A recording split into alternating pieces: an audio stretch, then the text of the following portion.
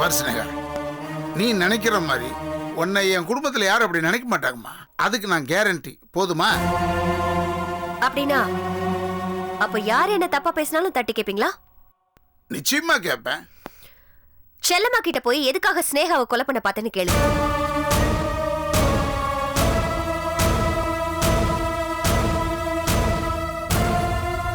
என்ன சொல்ற? ஏ, நான் போய் சொல்றேன்னு நினைக்கிறீங்களா? சேச்சே, இல்ல அவையும் ஒன்ன கொல்ல வரணும். வேற என்ன? என்ன இந்த வீட்டை விட்டு விரட்டணும்ல? அதுக்கு ஏதாவது ஒரு காரணம் வேணும்ல அவங்களுக்கு. என்ன தெரியுமா சொன்னாங்க? அவங்களோட செத்து போன இன்னொரு குழந்தை இந்த வீட்டுல தான் இருக்கான். அதை தேடி நேரா வீட்டுக்கே வந்து கத்தி எடுத்துக்கிட்டு என்னையும் அப்பாவையும் மிரட்ட ஆரம்பிச்சிட்டாங்க. நல்ல வேலை, கரெக்டான நேரத்துல போலீஸ் மட்டும் வரலன்னு வைங்க, நீங்க என்ன போனமா தான் பாத்திருப்பீங்க. ஸ்டேஷன் வரைக்கும் போய் கம்ப்ளைண்ட் கூட எழுதி கொடுத்துட்டோம். ஆனா அது அப்பா தான் வாபஸ் வாங்கிட்டாரு. இல்லனா இந்நேரத்துக்கு உங்க மானம் போயிருக்கும். எல்லாம் உங்க முகத்துக்காக தான் பார்த்து விட்டாரு. உங்களுக்கு நிஜமாவே என் மேல அக்கறை இருந்ததுன்னா செல்லம்மா கிட்ட போய் நடந்ததுன்னு கேளுங்க. ஏமாமா ஸ்னேகா சொல்றதெல்லாம்? ஏன் நான் சொல்றது உங்களுக்கு நம்பிக்கை இல்லையா? அப்பாவை கேக்குறீங்க? அப்படி இல்லடி, நீ அமைதியா இரு. நான் இப்பவே செல்லம்மா வீட்டுல போய் கேக்குறேன்.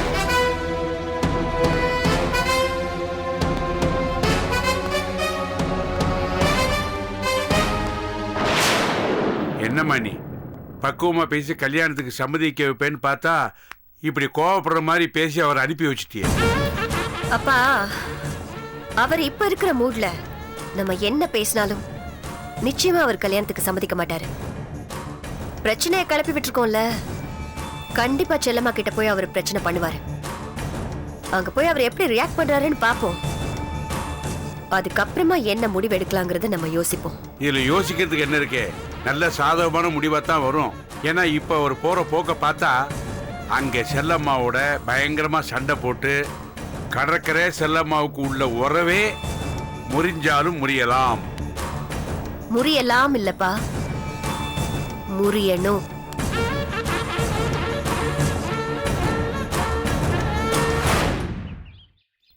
ஓ, மாப்பிள்ள இங்கதான் இருக்காரு. மாப்பிள்ள ராத்திரி பூரா தூங்க வேலை போல இருக்கு.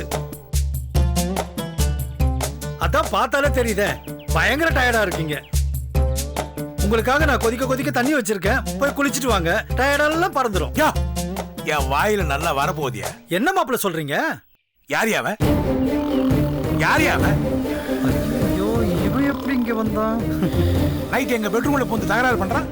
சத்தம் போடாதீங்க மாப்பிள்ள, கொலகார போய் முழிச்சுக்க போறான். இந்த விஷயத்தை என்கிட்ட ஏன் முதலே சொல்ல? எந்த மேட்ரு? இவன் மேட்ரியா? தனா இவனை பத்தி என்ன சொல்லி வச்சிருக்கான்னு தெரியலையே. யோ, என்னையா கேட்டுட்டு இருக்க, பதில் சொல்லாம இருக்க? தனா என்ன சொன்னா மாப்பிள்ள? 8 வயசுல இவன் தாலி கட்டான்னு சொல்றான். அது விளையாட்டுக்கு நடந்த கல்யாணம் மாப்பிள்ள. இதையெல்லாம் பெருசா பேசிட்டு இது உனக்கு விளையாட்டா தெரியுதா? ஃபர்ஸ்ட் நைட் என் பெட்ரூம்ல நடுவுல படுத்துட்டு விளையாடுறான். இவனை என்னையா பண்றது? ஏய், ஒரு மனுஷன் தூங்கிட்டு தெரியாம ஏரிக்கா சத்தம் போடுறீங்க. மாப்பிள்ள பஞ்சாயத்துல வெளியே போய் வச்சுக்கீங்க. நீங்க செய்து கொஞ்சமாவது நல்லா இருக்கா? படுங்க மாப்பிள்ள. இந்த கேள்வியை நான் கேட்கணும்யா. உனக்கு எம்புட்டு தைரியம் இருந்தா ஏன் பொண்டாட்டியா இந்த கிழவனுக்கு கட்டி கொடுப்பேன். டேய், யார பத்திர கேட்டுப்பேன்னு சொல்ற? நானடா கேட்டுப்பேன். என்ன உனக்கு என்ன ஏலமா துள்ளுதா? இப்படியே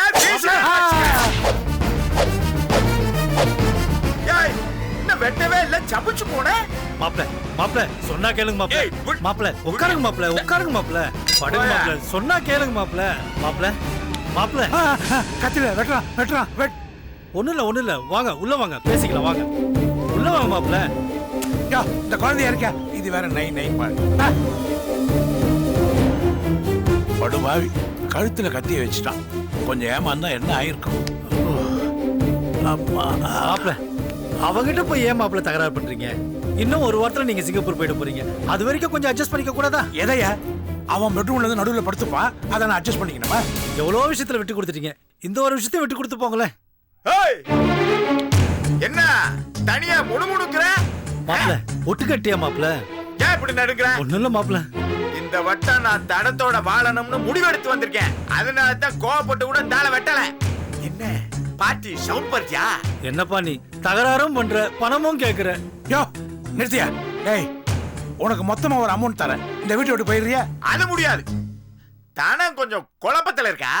அத யாரு வேணும்னு டிசைட் பண்றது வரைக்கும் நான் இங்கே தான் இருப்பேன். என்னடா இது அநியாயமா இருக்கு? தாலி கட்டினவன் நான். அதுக்கு முன்னாடியே தாலியை கட்டினவன் நானு. மாப்பிள்ள இவங்கிட்ட பேசி எந்த ஒரு நியாயமும் கிடைக்க போறது இல்ல. அதுக்கு கண்டிஷன் நம்பர் 1, நான் கேட்கும் போதெல்லாம் நீ பணம் கொடுக்கணும்.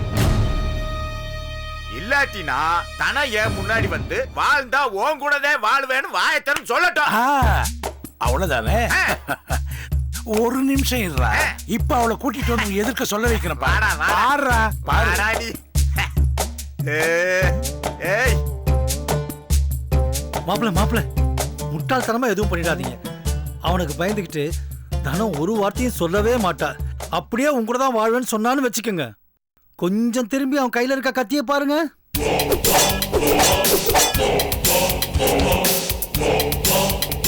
ஒரே போடு. அப்புறம் பெரிய பிரச்சனையாயிடும்.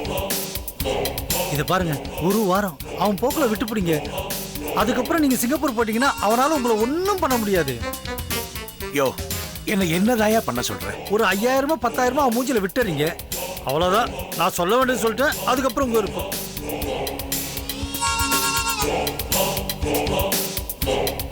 சரியா சொல்லிட்டு போறேன். குழப்பத்துல இருக்கா பாரு. ஏய், என்ன பணம் தர முடியுமா முடியாதா? முடியாதுடா. முடியும்டா. அதுக்கேன்னா இத காட்டுற. இருடா. ஏய், பெரிய ஆள்ரா நீ. உன்னைய காமிச்சா நடுக்குறாங்கடா.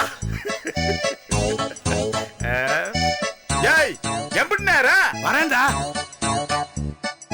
கேக்குறது பிச்சை, இதுல அதிகாரம் வேறையா? பரதேசி. இந்தா.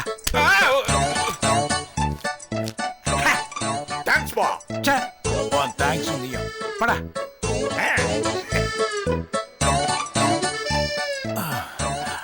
ராத்திரி எல்லாம் ரொம்ப ஆசையா இருந்தேன். பழி வாங்கிட்டான் பாவி.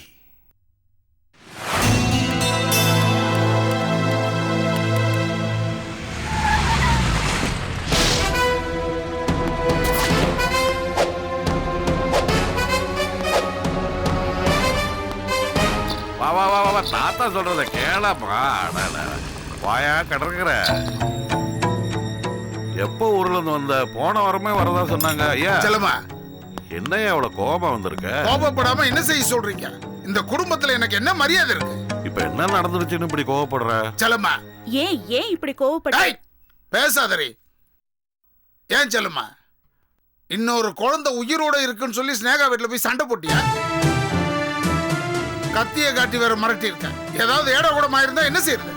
என்ன இப்ப நீங்க எனக்காக கவலைப்படுறீங்களா, இல்ல ஸ்னேகாக்கு எதுவும் ஆயிடக்கூடாதுங்கிறதுக்காக பயப்படுறீங்களா? ஆனா ஸ்னேகாக்கு எதுவும் தெரியாதா, அவ ஒன்னும் தெரியாத பச்சை குழந்தைன்னு நீங்க நம்பிட்டு இருக்கீங்க பாருங்க. அந்த மாதிரி நான் ஏமாறதுக்கு தயாரா இல்லை. இங்க பாருங்க, என் குழந்தை உயிரோட இருக்கிறது உண்மை, அது காணாம போனது உண்மை. அதுல நிச்சயமா ஸ்னேகாவுக்கு சம்பந்தம் இருக்கு. இத்தனை நாள் மறைஞ்சு கிடந்த இந்த விஷயம் வெளியே வருதுன்னா நிச்சயமா ஒரு நாள் அந்த உண்மையும் வெளியே வரும். செல்லம்மா, நீ நினைக்கிற மாதிரி நான் ஒன்னும் கண்மூடித்தனமா அந்த ஸ்னேகாவை நம்பிக்கிட்டு இல்ல. உண்மையிலே உன்னோட இன்னொரு குழந்தை உயிரோட இருந்து அத ஸ்னேகா தான் கடத்தினான்னு தெரிஞ்சதே நடு ரோட்ல அவளை கொலை பண்ணிடுவேன். இது நம்ம அம்மா மேல சத்தியம். செல்லம்மா, ஸ்னேகா ஒண்ணு என்ன தூண்டி விட்டதுனால நான் இங்க ஒண்ணு சண்டை போட வரல. இந்த பிரச்சனை கூட அவங்க சொல்லிதானே எனக்கு தெரியுது. நம்ம குடும்பத்துல இருந்து யாராவது ஒருத்தர் சொன்னாங்களா?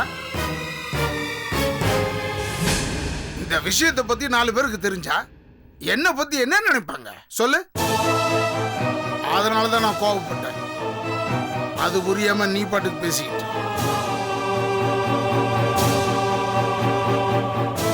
சரி, இந்த குழந்தை ஸ்னேகாட்ட தான் இருக்குன்னு உனக்கு யார் சொன்னா? சொல்லு.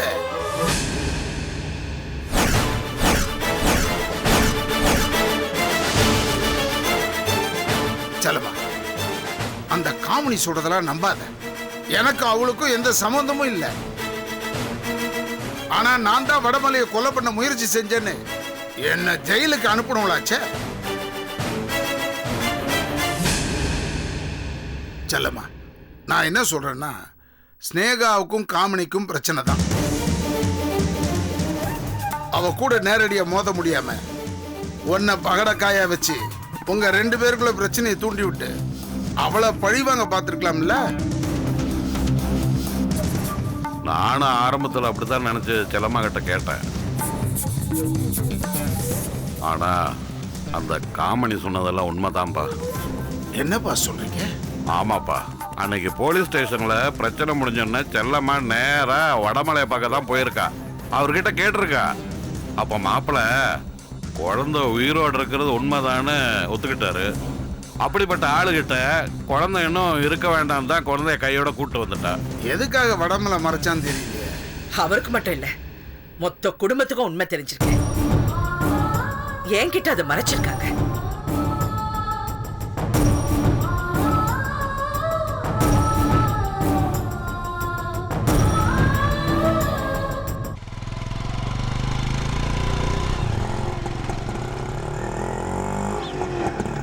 இங்க நிறுத்துங்க.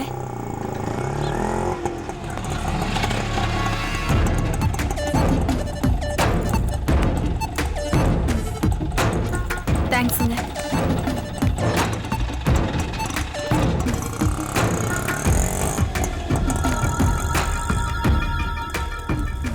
எதுக்கு முதா திடீர்னு ஃபோன் பண்ணி வர சொன்ன? மாமா, முதல்ல இத புடிங்க மாமா.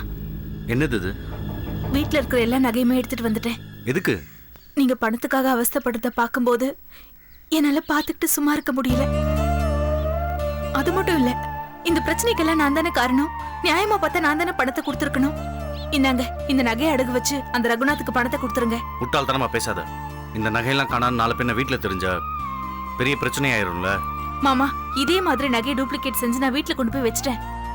கொஞ்ச நாளைக்கு யாருக்கும் எந்த சந்தேகமும் வராது. அது மட்டும் இல்ல, நான் மறுபடியும் வேலையில சேரலான்னு இருக்கேன். கொஞ்சம் கொஞ்சமா பணத்தை சேர்த்து இந்த நகையெல்லாம் திரும்பவும் மீட்டிடலாம் மாமா. இந்தாங்க புடிங்க. இதெல்லாம் இப்போதைக்கு நடக்கிற காரியமா? முதல்ல இந்த நகையை கொண்டு போய் வீட்டுல வை.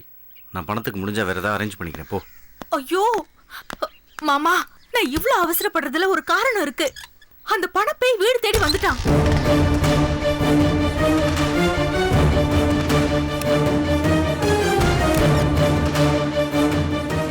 என்ன முதா சொல்ற? ஆமா மாமா, அவனுக்கு உடனே பணம் கொடுக்கணும்னு வீடு தேடி வந்து என்ன மிரட்டிட்டு போயிட்டான். நீங்க மட்டும் எங்க இருந்து பணத்தை ரெடி பண்ணுவீங்க? கவிதா கிட்ட நீங்க வீட்டு பத்திரத்தை கேட்டு அவமானப்பட்டதெல்லாம் எனக்கு தெரியும். இங்க பாருங்க மாமா, இப்போதைக்கு நமக்கு வேற வழி இல்ல மாமா. இதுக்கப்புறம் என்ன நடக்குங்கிறதெல்லாம் அப்புறமா பார்க்கலாம். முதல்ல இந்த நகையை அடகு வச்சு அந்த ரகுநாத்துக்கு பணத்தை கொடுத்துருங்க. இல்ல முதா, வேணா. நான் சொல்றது கேளு. புடிங்க மாமா. உங்ககிட்ட நகையை வாங்குறதுக்கு எனக்கு சங்கடமா தான் இருக்கு. ஆனா பணத்துக்கு எப்படி ஏற்பாடு பண்ணணும்னு எனக்கு ஒன்றும் தெரியல. அதனாலதான் மாமா சொல்றேன், இப்போதைக்கு எதையும் யோசிக்காதீங்க. இந்த நகையை அடகு வச்சு உடனே பணத்தை ரெடி பண்ணுங்க.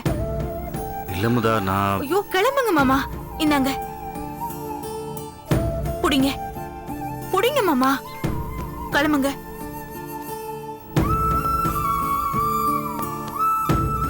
சரி, நீ எப்படி போற? நான் ஆட்டோ பிடிச்சு போய்க்கிறேன்.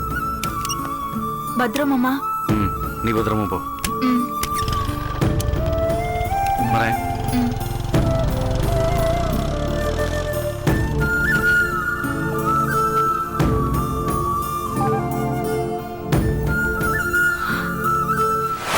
வேற ஏதாவது வேணுமா?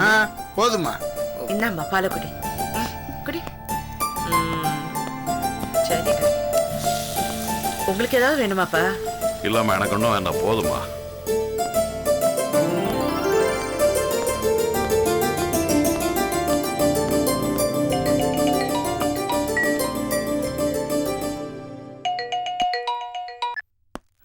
ஹலோ. இல்லை, வேலை கொஞ்சம் கூட தான் இருந்தாலும் கிழக்கு பார்த்த வாசல் அது ரொம்ப பிடிச்சி போச்சு. அதுக்கு தான் அட்வான்ஸ் கொடுத்துட்டேன். கிழக்கு பார்த்த வாசல் சென்டிமெண்ட்டாக எனக்கு ஒத்து போகும். சின்ன சின்ன சேஞ்சஸ்லாம் இருக்கு, அதெல்லாம் ஆள் வச்சு பார்த்துக்கிறேன். மற்றவங்கள செட்டில் பண்ணிட்டேன். நேரில் வந்து பேசிக்கலாம்.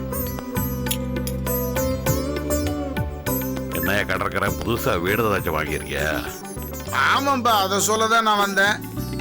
தேவையில்லாத விஷயத்த பேசிட்டு நான் எதை சொல்ல வந்தனோ அதை மறந்துட்டேன். எங்கட வீடு வாங்கியிருக்கீங்க? ஆபீஸ் பக்கத்துல தான்மா.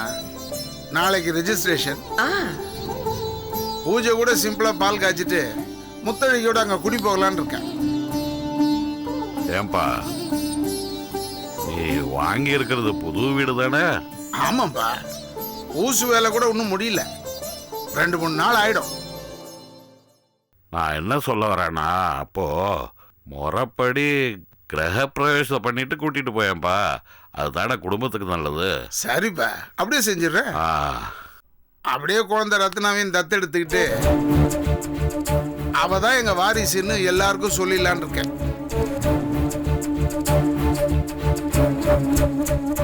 ரொம்ப நல்லதுப்பா. அப்போ 2 விஷயத்த ஒன்னாவே பண்ணிடு. சரிப்பா. என்னப்பா பேசுறீங்க? அந்த குழந்தைய பெத்தவங்க எந்த நேரத்திலயும் வந்து குழந்தைய கேட்பாங்க. அப்படி இருக்கும்போது அந்த குழந்தையோட நெருக்கமாயிட்டா அவங்க வந்து கேட்கும்போது கஷ்டமா இருக்கும் இல்லையா? அண்ணே, நீங்க தப்பா எடுத்துக்காதீங்க. இந்த குழந்தை மேல நீங்க எவ்வளவு பாசமா இருக்கீங்களோ அதே மாதிரி அவங்க வந்து கேட்கும்போது கொடுக்கறதுக்கும் நீங்க தயாரா இருக்கணும் இல்லையா?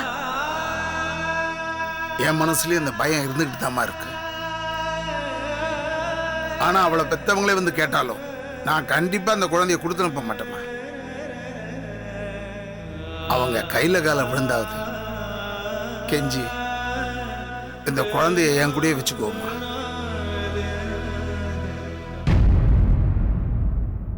அம்மா, நம்மள மாதிரி நம்ம ரத்னாவை அவங்க பார்த்துக்க முடியாதுமா.